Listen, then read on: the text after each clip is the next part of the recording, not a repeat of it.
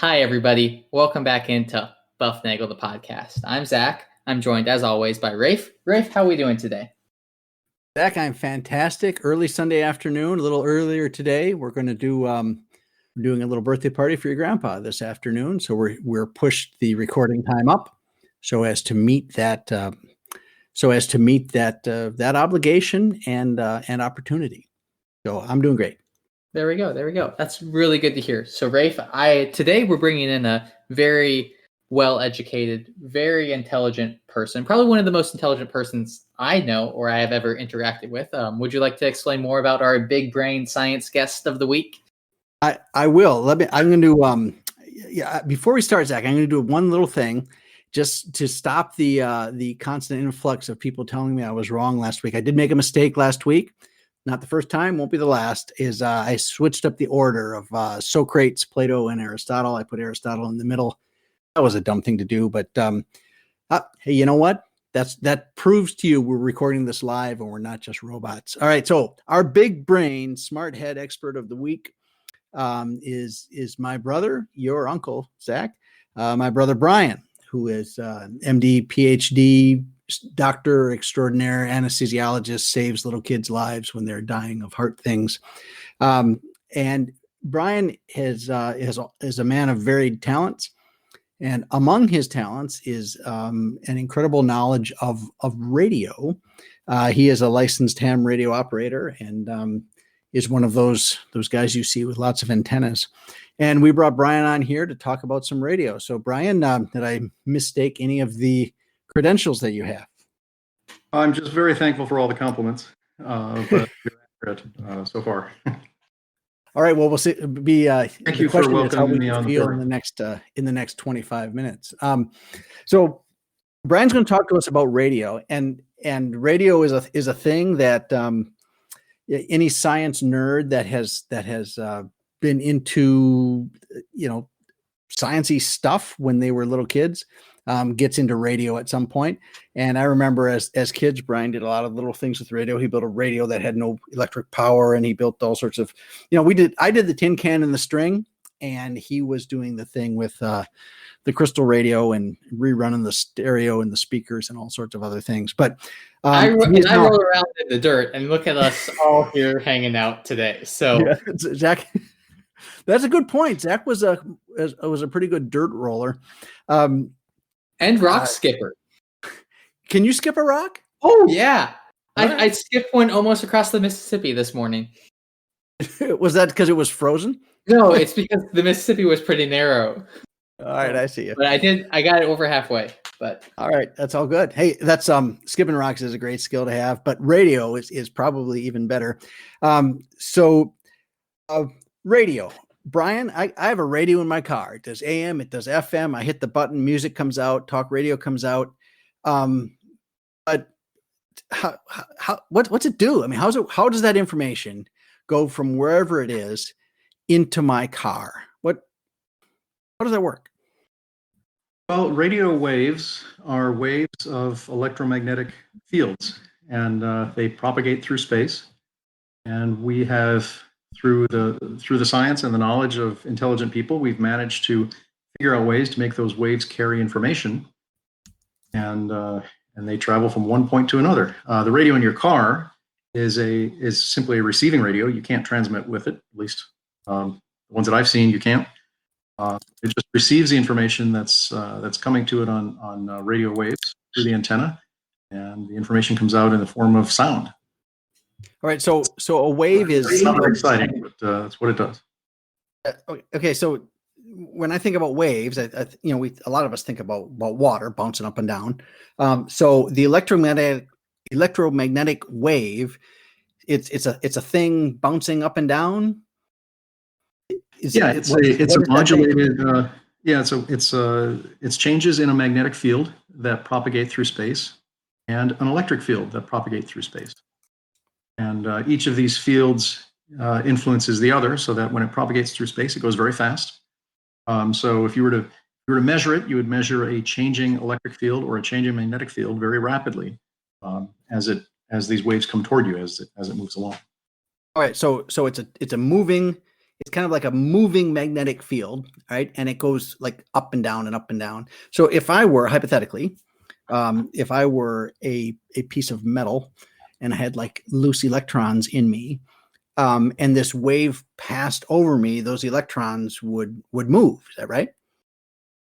They would experience, yes, they would. They'd experience a force, a potential force called an electric field, and it would make them move up and down. Right. And so some very smart people, some original big brain smart heads, figured out that these electrons are going up and down when this wave goes by them. And what they do is they detect, they put a detector on the end of that metal rod, and they can actually measure those electrons going up and down. Right? Yeah, exactly. They don't so much measure that as they do two things. First of all, they amplify the signal so that what is a very, very weak signal can be actually heard.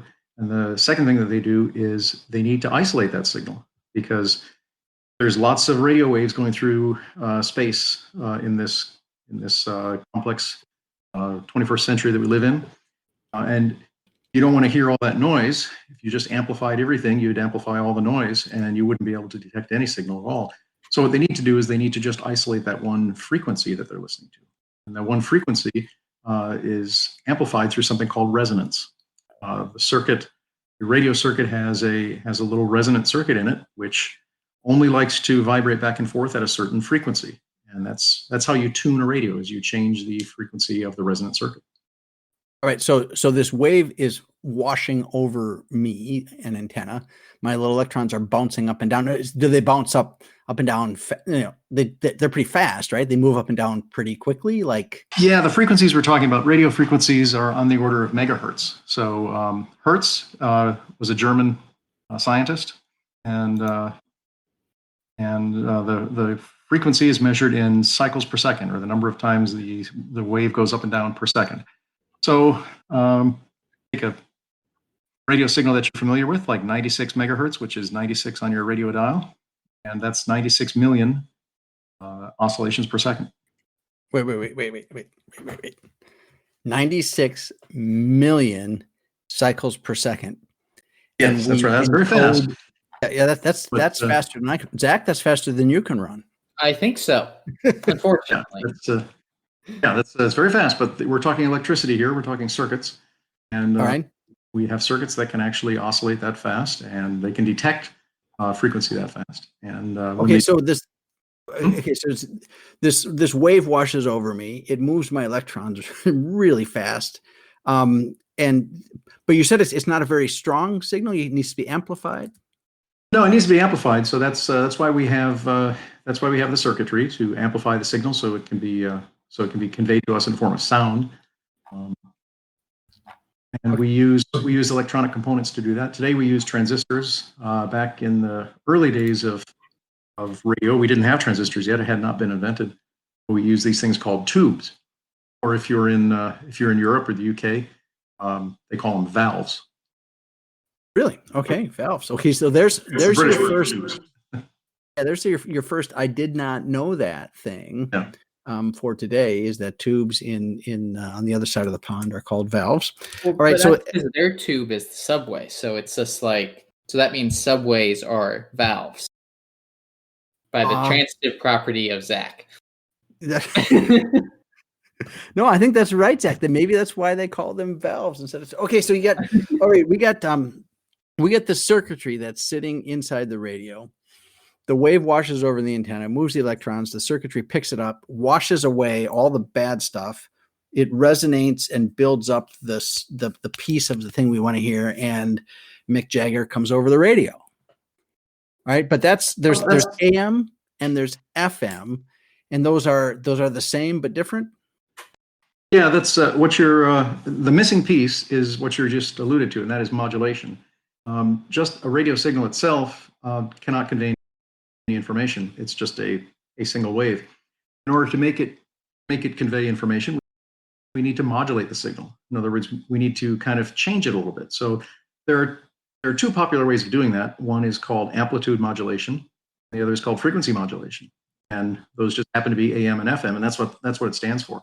So if you take a radio wave, in order to make it carry voice information, you can make the amplitude of the wave vary with your voice.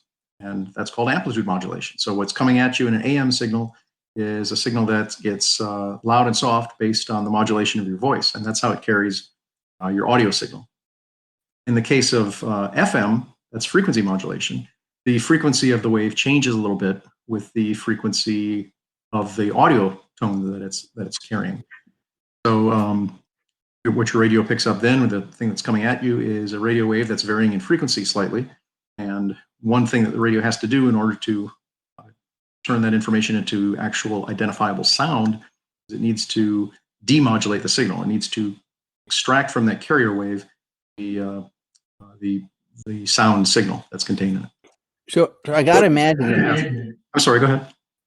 So I got to imagine that this FM signal, then, if it's coming in on 96.1, The Boss, or whatever the radio station is, that's not really going at 96.1, right? There's some of it a little bit less and some of it a little bit more. On average, it's at 96.1, but because of that modulation, there's like a range around that 96.1 that carries that signal, right? Because it's the frequency. Yes, that's called bandwidth. Yes. Okay. What's actually coming toward you is a band of signals in the 96.1 area. And based on the frequency of the transmitted signal, the modulated signal, it depends on how wide that band has to be. Audio frequencies, the human ear is capable of hearing frequencies up to about 10 kilohertz, maybe 20 kilohertz. Kilohertz, so those are thousands of hertz. Yes, and that's much smaller than the megahertz. So the frequency, as you can imagine, does not vary that much in order to convey a modulated signal. Fine. Now we have AM and FM, and one thing Zach said when we were doing a pre-production meeting, he was like, we need to ask him like about AM and FM, like why can you hear baseball games at night from Toronto when you live in Cincinnati, but you can't hear them during the day, but FM doesn't travel as far. What the distance the radio waves can travel consistently, maybe, or I don't know. I know you always tell the story of you in grad school about like being able to listen to St. Louis Cardinals baseball games really easily at night. I listened to a lot of AM radio sports before I went to bed as a kid.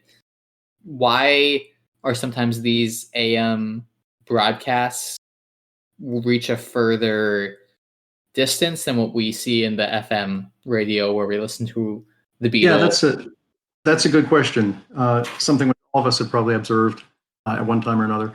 What you're talking about is something called propagation.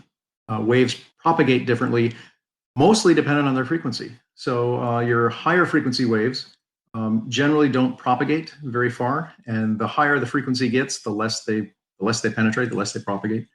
Lower frequency things tend to propagate much better.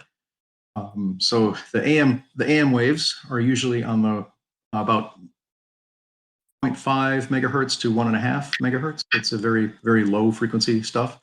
The FM commercial band that you listen to in your car radio, that's about 100 megahertz. So it's way up there. It's about 100 times shorter wavelength, higher frequency than the AM. So your AM are going to propagate faster. The reason why they come to you better at night is because of the ionosphere.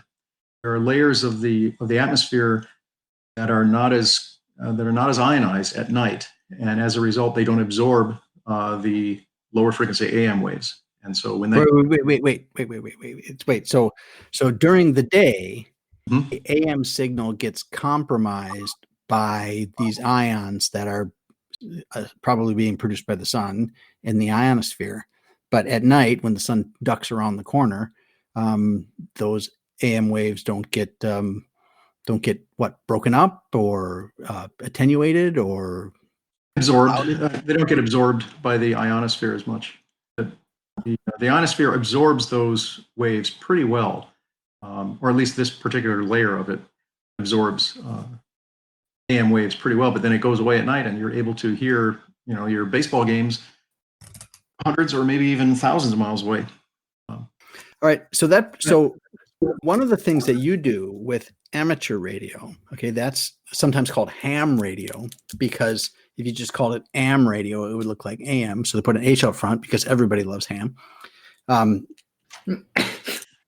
That's not really how I got that name. But. I think that's how I got the name. You Well, heard this it is one here of those first. things The truth of ham radio. I think this has been revealed on this show for the first time. So you got your ham radio, and you talk to people like on like the planet Coosbane, don't you? I mean, you talk to people all over. Yeah, that's true. If propagation characteristics are just right, some of the amateur radio frequencies actually bounce off the ionosphere. They're not absorbed. They bounce like a big mirror. And if that happens, and you happen to be pointing your antenna in the right direction, and the rest of atmospheric conditions are correct, with a very low power radio, which is what I have, you can make contacts in Europe from my home in Tennessee, or even as far away as Japan, New Zealand, Australia.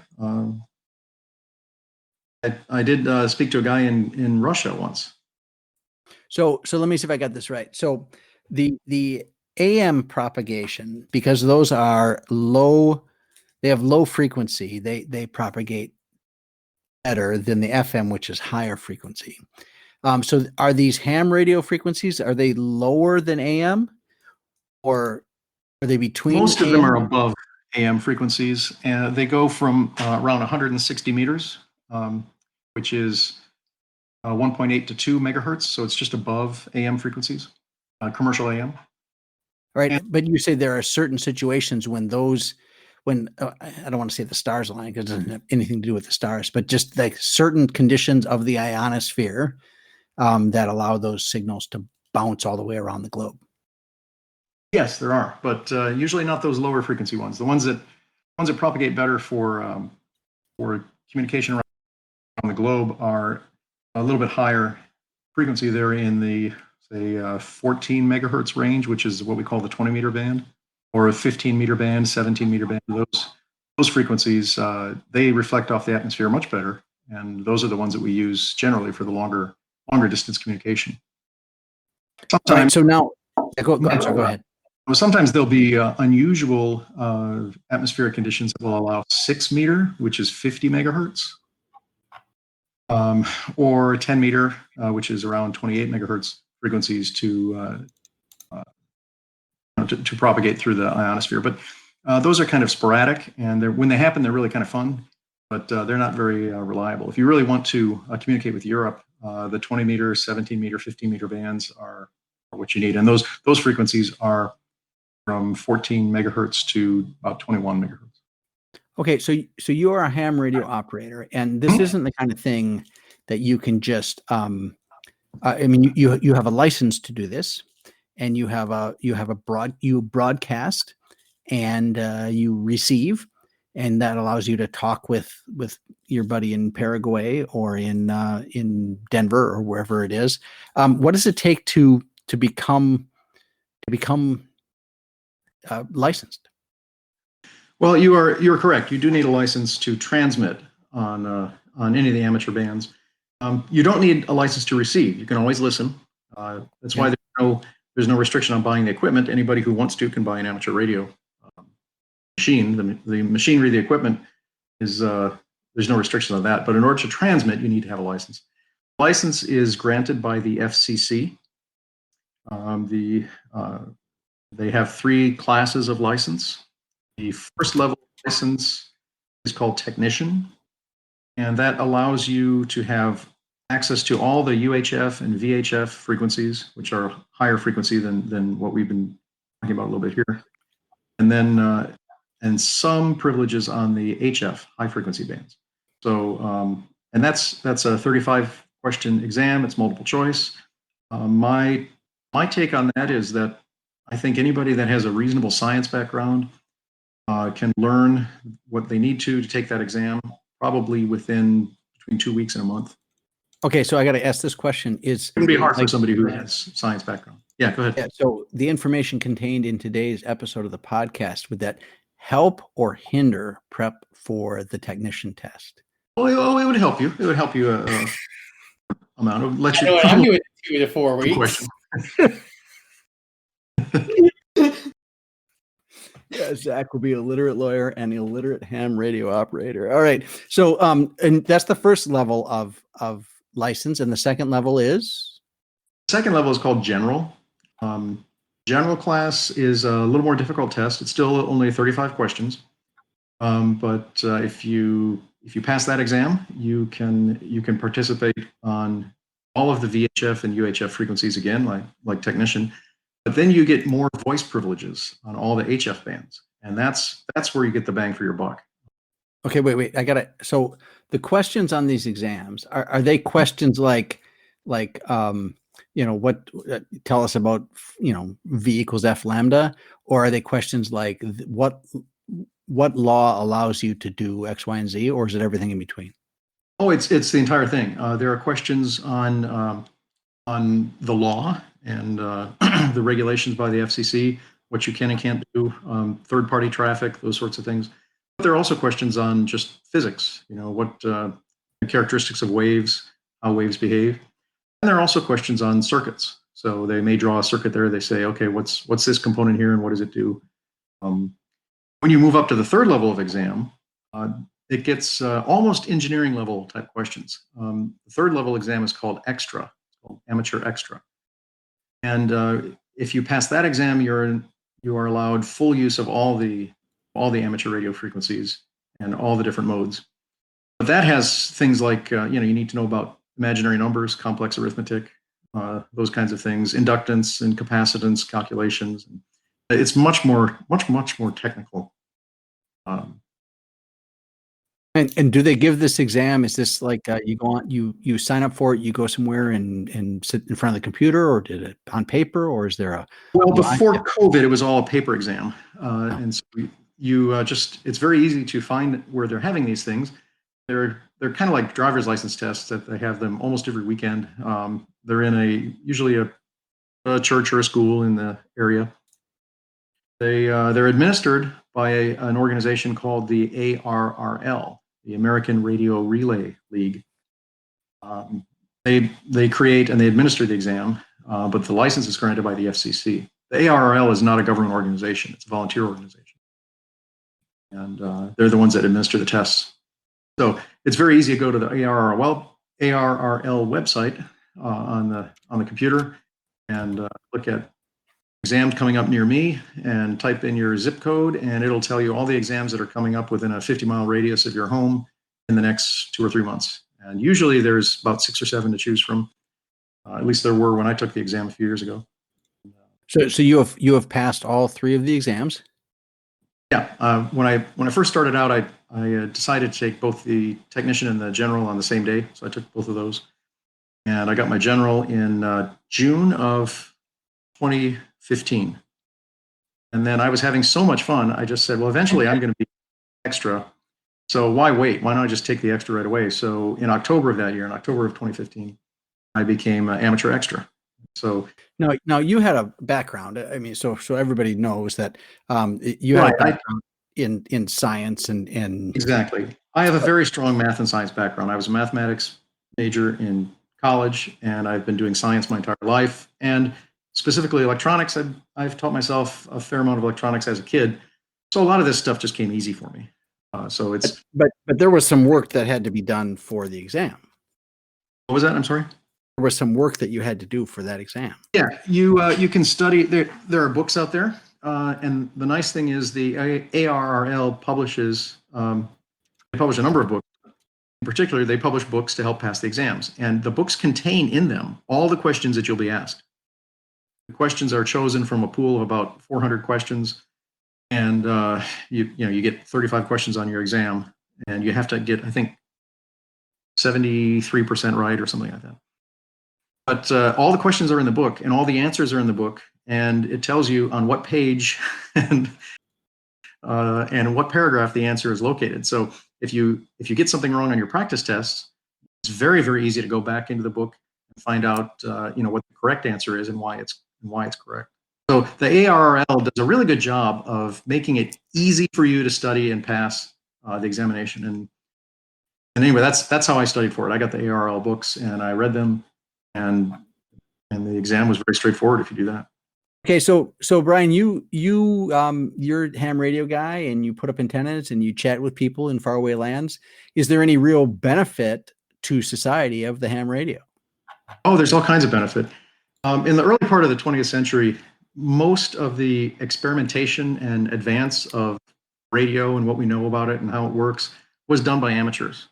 And when there was no regulation on radio waves, that was the world before 1912, when Congress actually put down restrictions on where you can and can't transmit, you need to have a license and that sort of thing.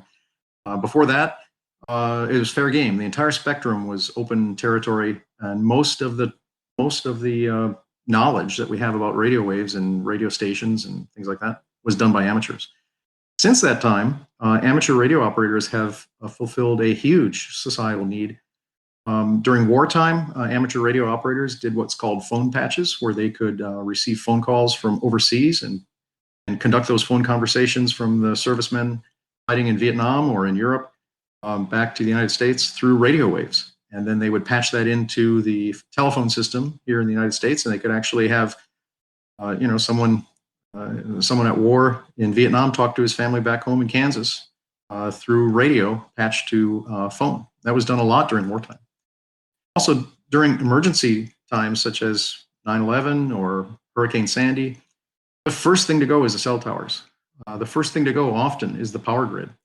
And when those things go down, communication can't get through, radio comes through. And amateur radio operators often are emergency service technicians, and they will help the Red Cross get things to where they need to go, and will help people learn whether or not their loved ones are alive. Amateur radio is what saved Puerto Rico a few years ago when like 3 hurricanes hit Puerto Rico and the entire island was without power. Amateur radio operators went down there, and they camped out there for 4 to 6 weeks. The ARRL flew them down there. The Red Cross flew them down there, and they helped with the emergency services down there because there was no other means of communication.